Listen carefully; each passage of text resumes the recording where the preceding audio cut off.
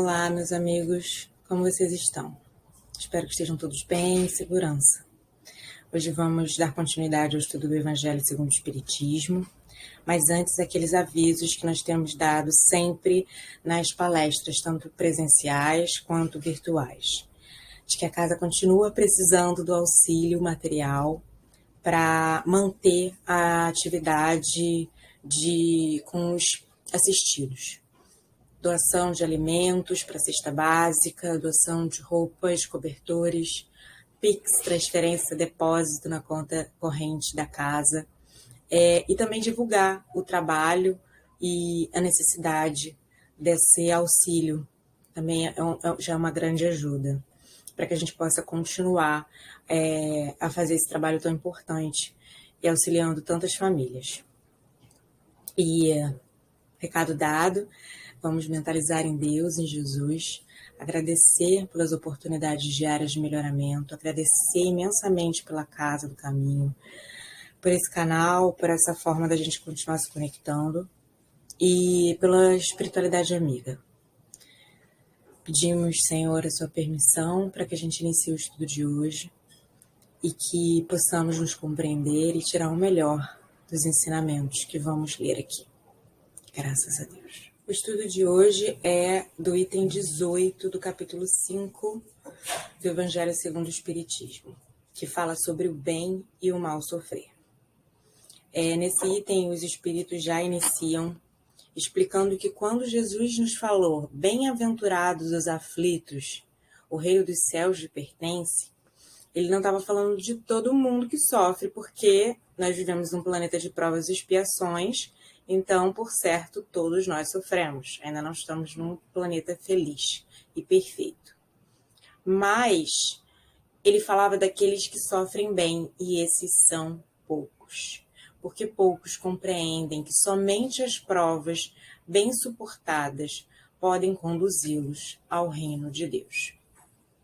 E aí eu fiquei pensando no que seria esse bem e mal sofrer, e lembrei da história de Joana de Cusa, que a gente encontra no livro Boa Nova, do espírito Humberto de Campos e psicografado por Chico Xavier. Joana de Cusa era uma mulher que viveu na mesma época em que Jesus. Ela seguia o mestre, os ensinamentos dele, mas ela tinha muitos dilemas dentro de casa, porque o marido dela era um oficial de Roma, e renegava os ensinamentos do Cristo. E aí um dia ela foi conversar com Jesus sobre todas essas angústias, sobre esse sofrimento de não ser compreendida na sua fé dentro de casa pelo seu marido, diante de todas as brigas que eles tinham e outras questões. E foi buscar realmente um conforto de Jesus. E aí o mestre, sábio como sempre, falou para ela: teu esposo não te compreende, a alma sensível? Compreender-te-á um dia. É leviano e indiferente? Ama-o mesmo assim. Não te achais ligada a ele se não houvesse para isso razão justa. Servindo-o com amorosa dedicação, estarás cumprindo a vontade de Deus. Fala-me de teus receios e de tuas dúvidas. Deves, pelo Evangelho, amá-lo ainda mais. Os sãos não precisam de médico. E aí eles continuam conversando, e antes, assim, para encerrar essa conversa, Jesus fala para ela: Joana, volta ao lar e ama o teu companheiro como o material divino que o céu colocou em tuas mãos para que talhes uma obra de vida, sabedoria e amor. Vai, filha, ser fiel. E ali ele fez ela entender que toda aquela angústia, aquele sofrimento de viver com uma pessoa que não a compreendia, que deveria ter modos rudes e não ser amoroso, carinhoso, fazia parte do processo evolutivo dela.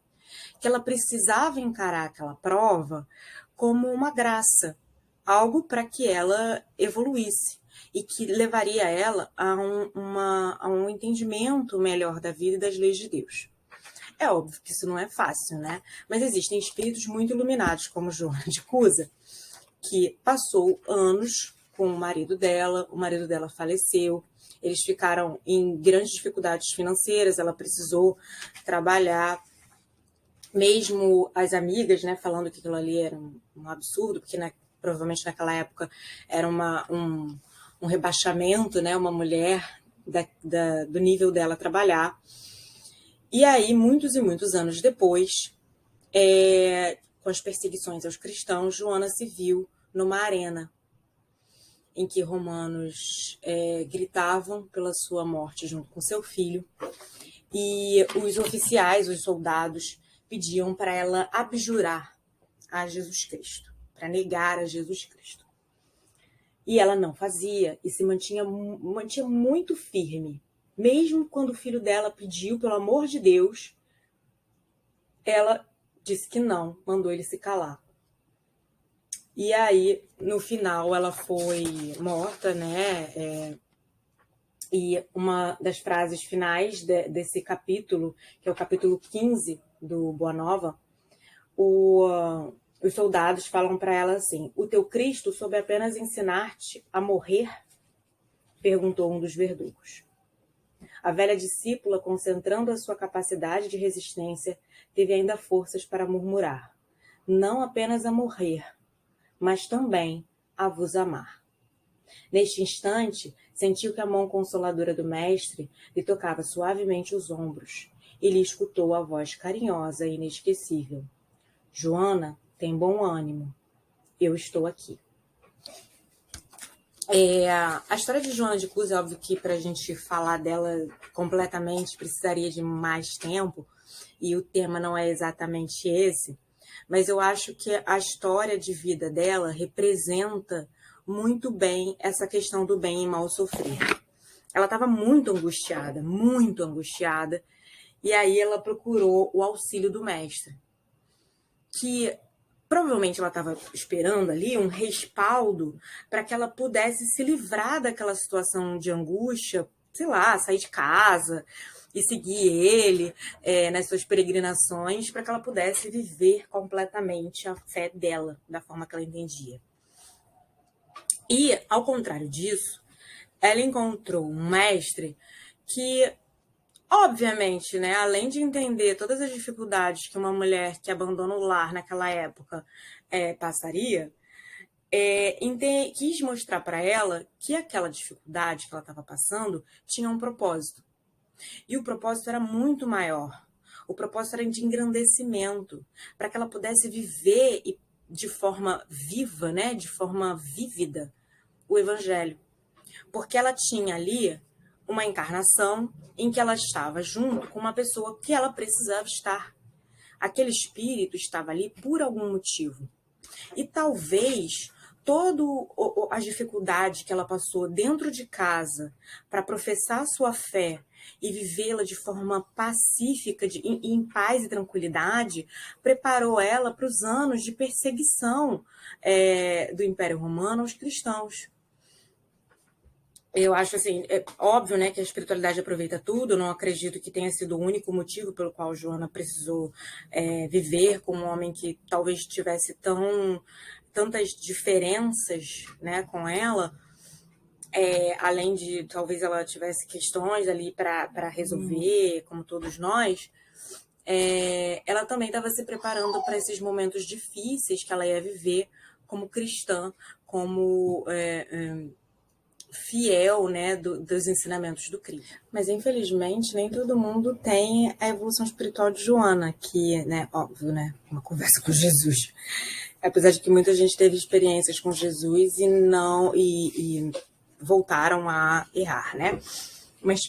E provavelmente Joana também, em alguns momentos, errou, mas eu acho que num todo, né, a encarnação dela foi muito bem aproveitada, porque ela conseguiu compreender aquelas vicissitudes, aquele problema, aquela situação que tanto angustiava ela, como o que ela realmente era, algo para a evolução dela e também um pequeno ponto no meio de uma vida inteira. Porque a nossa encarnação é um piscar no meio da nossa vida, né, espiritual. E é isso que os trechos do Livro dos Espíritos que eu trouxe falam. São comentários às questões 921 e 933. O primeiro explica que o homem que está bem compenetrado do seu destino futuro não vê na vida corporal senão uma estação temporária. Para ele, é como uma parada momentânea numa hospedaria ruim. Ele se consola facilmente de alguns aborrecimentos passageiros de uma vida que deve conduzi-lo a uma posição tanto melhor quanto melhor tiver feito antecipadamente seus preparativos. Ou seja, essa encarnação é um preparativo para a nossa próxima vida, que assim, nossa próxima vida não, para a nossa vida no plano espiritual e para a nossa vida num planeta melhor, num planeta perfeito, de felicidade. A gente está se preparando para isso. E esses problemas, eles lapidam a nossa moral para que a gente consiga alcançar esses planetas perfeitos. E o segundo trecho, para mim, é um complemento, né? O homem frequentemente só é infeliz pela importância que dá às coisas deste mundo. Vaidade, ambição e a cupidez frustrada é que fazem sua infelicidade. Aquele que só vê felicidade na satisfação do orgulho e dos apetites grosseiros é infeliz, quando não pode satisfazê-los. Enquanto que aquele que nada pede ao supérfluo é feliz com o que os outros consideram calamidade. E realmente, né, muitas pessoas têm muito pouco e conseguem ver muita felicidade nisso, e outras, digo, como eu, que tenho muitos privilégios, talvez não, quando acontecem pequenos problemas, eu já fico estressadíssima. E eu não consigo aproveitar esses problemas para o que eles realmente servem, que é a minha evolução espiritual. Então, eu acho que o que a espiritualidade nos traz como solução para que a gente consiga sofrer melhor, ou melhor, passar melhor pelos sofrimentos, é compreender que essa encarnação é muito pequena frente à nossa vida. E é um piscar de olhos. É uma dor de barriga muito minúscula para que a gente possa, ali na frente, ser melhor, estar melhor e conseguir alcançar lugares melhores, planetas melhores e momentos felizes, que é o que todos nós queremos. E aí, voltando para o Evangelho, né, para o texto em si do Evangelho, a gente encontra uma complementação do que está escrito no Livro dos Espíritos, que além da gente compreender a nossa vida como a verdadeira vida no plano espiritual, a nossa vida espiritual, que é muito maior do que essas encarnações e esses pequenos problemas que a gente passa, a gente tem que ir além. A gente tem que ter bom ânimo. A gente tem que ter fé em Deus. E não basta só sentar e rezar e pedir, meu Deus, por favor, melhore minha vida. Não, a gente tem que ter fé na bondade e no amor de Deus. Porque, como ele já muitas vezes nos disse, ele não coloca fardos pesados em ombros fracos. Tudo que a gente passa, a gente consegue suportar. Desde que a gente não desanime, e para que a gente não desanime, a gente precisa compreender o amor de Deus, acreditar nesse amor, né? E acreditar nesse amor invisível, né? Porque Deus é abstrato, a gente não sabe exatamente o que é Deus, a gente não consegue explicar muito bem, mas a gente tem certeza, né, desse amor. E essa certeza é que se materializa na nossa fé. E isso a gente só consegue também, assim, eu vou falar por mim, eu só consigo deixar o amor de Deus mais tangível no momento que eu me sinto útil, no momento em que eu coloco esse amor em prática.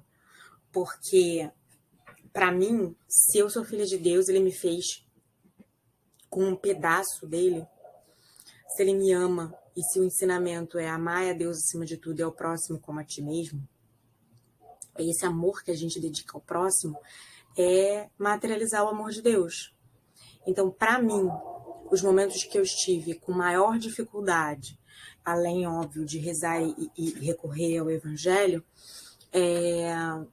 eu consegui diminuir a minha ansiedade e a minha angústia atuando em prol do outro. Foi quando eu me senti útil que eu me senti melhor. Foi quando eu entendi que não é, assim, e não é porque assim, diminuindo os nossos problemas, não. Mas aí, quando você está se dedicando a outra pessoa e você está se dedicando ao problema de outra pessoa, ou, enfim, nem que seja algum problema, mas se dedicando a devotar o seu amor a alguém, você um pouco esquece dos seus. Ou, não é que esquece, né? Mas você hiperfoca no amor pro outro e o seu problema fica ali. Mas ele fica quietinho. E isso traz um pouco de paz e um pouco de respiro pra gente, que é muito importante. Porque quando a gente só vive o problema, é muito difícil conseguir enxergar qualquer outra coisa além dele. Enxergar uma solução, uma saída, ou simplesmente respirar. E, para mim, é óbvio que tem outras formas, né? Você pode encontrar com seus amigos, desabafar com aquela pessoa que você gosta muito, que é muito querida sua, mas realmente quando eu consegui deixar meu coração mais leve foi quando eu me dediquei a outras pessoas.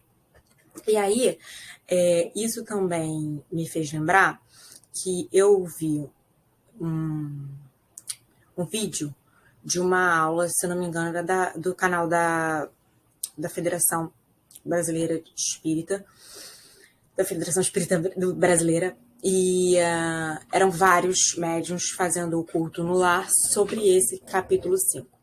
E um deles trouxe o conceito do que seria bem-aventurado. E eu achei muito interessante, porque a gente sempre pensa que bem-aventurado é aquele cara que sentou e tá lá, né, rei, cheio de bênçãos, cheio de coisas. Mas não. O conceito de bem-aventurança, de bem-aventurado, é aquela pessoa que persegue o bem, que ela entra numa viagem, num trajeto buscando o seu aperfeiçoamento no bem. E aí, aquilo me fez muito sentido, porque realmente, se Jesus não estava falando de todo mundo que sofre, porque todo mundo sofre, mas nem todo mundo sofre bem, o que seria o bem sofrer? E o que seria o bem sofrer diante daquela noção evoluída de Jesus Cristo? Seria aquela pessoa que está constantemente buscando alcançar o bem, alcançar evolução moral, alcançar o patamar de estar de acordo com as leis de Deus.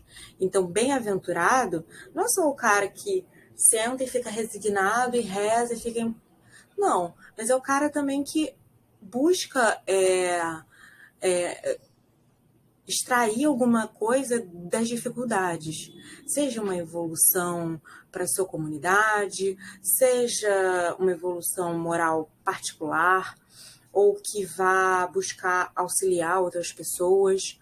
Então é esse o cara bem-aventurado, o cara que coloca em prática a lei de amor, a lei de caridade, e consegue entender que aquele problema é uma grande dificuldade, sim, mas ele é passageiro e o mundo continua girando. Apesar da gente muitas vezes querer que ele simplesmente pare por assim 5 segundos, mas ele continua girando. E lá no final do item 18, os espíritos nos trazem essa noção de bem-aventurança ativa, de busca dessa graça, não de simplesmente esperar, porque ele fala: quando vos advenha uma causa de sofrimento, de contrariedade, sobrepondo-vos a ela, e quando houverdes conseguido dominar os ímpetos da impaciência, da cólera ou do desespero, dizei de vós para convosco, cheio de justa satisfação, fui o mais forte.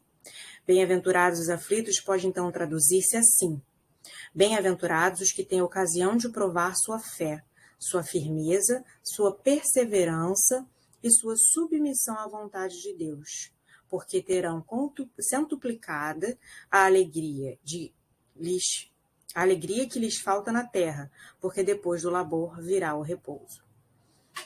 Então, eles deixam muito claro isso, que bem-aventurado é aquele que busca, é aquele que consegue provar a sua fé, a sua resignação de forma ativa e não de forma passiva. Não basta aquela resignação de vou ficar aqui, vou rezar, não vou espernear, não vou... Não, é preciso ir além. É preciso continuar buscando, é preciso ter bom ânimo, é preciso continuar batalhando. Não basta que a gente se retire da vida. A gente precisa continuar dentro dela, continuar experimentando da vida, experimentando dos problemas, experimentando das tentações, experimentando das irritações, e no meio daquele caos, no meio dos problemas da doença, das dificuldades e todas essas outras coisas acontecendo, e a gente continuar de cabeça firme, no máximo possível, com fé, porque a gente sabe que Deus só nos dá aquilo que a gente pode suportar, e confiantes de que a gente vai alcançar um lugar melhor. Essa é a noção de bem-aventurança dos aflitos, essa é a noção do bem e do mal sofrer, na visão, né, espírita, na visão de Jesus Cristo, que ele tentou nos passar. Mas é muito bonito no papel, né? Eu acho até que no papel dá uma assustada, né? Porque você olha e fala assim, cara, é muito pesado, tem muita coisa acontecendo, tem muito pratinho para eu girar. E não é fácil. Eu não posso me desesperar em nenhum momento, não posso arrancar meus cabelos, ter um surto psicótico. A gente pode, né? Mas nem tudo que nos é permitido nos convém. A gente pode fazer isso tudo, mas a gente só vai ter 2 trabalhos. De ter o surto psicótico e depois arrumar toda a bagunça que ele causou para continuar, para seguir. E a gente precisa, sim, às vezes, extravasar, mas eu acho que existem maneiras, eu tenho tentado imaginar maneiras de extravasar sem sair da noção da resignação e da compreensão, da fé, da confiança no plano de Deus. Eu acho esse um dos capítulos mais difíceis, né, da gente aplicar no nosso dia a dia, apesar de nenhum deles ser muito fácil. Mas a coisa da resignação e de se entender humilde diante dos sofrimentos é difícil, né? Porque todo mundo, para si, é um ponto central do seu próprio universo. A gente só vê as coisas de acordo com a nossa perspectiva, de acordo com o nosso ponto de vista. Nós somos o ponto central da nossa visão. E eu acho que esse é um grande limitador da nossa evolução, né? Porque a gente só vê as coisas a partir de nós mesmos. Eu vejo uma coisa e você vê outra. São ângulos diferentes. E é muito difícil a gente entender que o ponto central da nossa vida, que somos nós mesmos, não é o ponto central do universo. E não é a coisa mais importante do mundo. Porque a gente tem uma noção de nós mesmos muito materializada, de vidas encarnadas. Uma noção de que a gente tem que passar uma determinada postura, de que a gente tem que ser visto e respeitado de uma determinada forma, de que a gente tem que ser tratado de uma determinada forma, que a gente tem que ter determinada posição social, econômica, enfim, e que a gente não pode passar vergonha. O que é passar vergonha, né? O que é passar vergonha? E será que é vergonha? A encarnação é tão minúscula. E eu faço esses questionamentos para mim mesmo, porque eu ainda sou uma pessoa muito orgulhosa. É um dos meus grandes defeitos. É difícil para mim pedir ajuda, é difícil admitir que eu tô errada, é difícil. É difícil. Porque eu ainda me vejo como ponto central do meu universo próprio, particular, e tenho muita dificuldade de ter humildade por conta disso. E é um exercício diário, que eu tô realmente tentando me esforçar. Mas eu acho que, assim, é óbvio que pra gente tratar, eu acho que, cara, esse capítulo, eu precisaria de muitos e muitos dias para estudar ele com muita calma. Porque ele entra numa coisa muito, muito profunda, né? De autoanálise. Mas, para mim, assim, concluindo o estudo desse item, que a gente poderia até falar mais algumas horas sobre isso, divagando, que é o meu forte, devagar. Concluindo, fazendo essa conclusão, eu acho que o bem e o mal sofrer estão muito ligados a tirar da gente esses vícios de orgulho, de ego, ambição, enfim, coisas muito ligadas ao material, e entender que essa encarnação aqui, essa matéria, esse visual, essa estética, ela é um nada perto da vida toda. E é um nada que eu quero dizer não que não é insignificante, não. Essa matéria é muito importante para que eu possa viver essa encarnação. Mas a matéria não pode ser levada mais a sério do que o espírito. E a gente está aqui para isso, para evoluir espiritualmente. Então, essa noção de ponto central do próprio universo, de que a gente não pode, a gente tem que passar determinada aparência, isso tudo está ligado à nossa encarnação e às regras e noções sociais que impuseram nela. Mas não tem absolutamente nada a ver com as regras de Deus. Porque Jesus Cristo veio pobre, perseguido, carpinteiro, viveu no meio de pessoas humildes, daquilo que a natureza fornecia quando fornecia e quando podia, e tratando com pessoas que eram rechaçadas, né, que eram colocadas à margem da sociedade, e não fazia questão nenhuma de estar entre os reis e os poderosos, pelo contrário. Ele queria falar para as massas. Então, se o filho do homem, né, o governador desse planeta, consegue ser humilde, a gente também. Dá muito trabalho, né? Exige um tempo para nossa teimosia ceder. Mas a gente chega lá, se Deus quiser. Eu espero que o estudo tenha sido interessante, que eu tenha conseguido falar de forma clara, porque eu gosto muito de devagar e eu sei que muitas vezes o meu raciocínio é meio disfuncional, mas eu espero que vocês tenham entendido, que eu tenha conseguido trazer alguma ideia diferente, algum ponto de vista diferente. E ou até uma distração no dia de vocês. E quero encerrar mentalizando de novo em Deus, em Jesus, agradecendo por esse estudo, pelo Evangelho, pelos ensinamentos, e agradecendo pelas nossas vidas e pedindo que eles venham ao nosso auxílio, nos cubram com seu manto de luz, de proteção, de saúde, de amor, de caridade, e que nos deem todos os dias a oportunidade de a gente ser melhor. Fiquem com Deus e tenham uma excelente semana.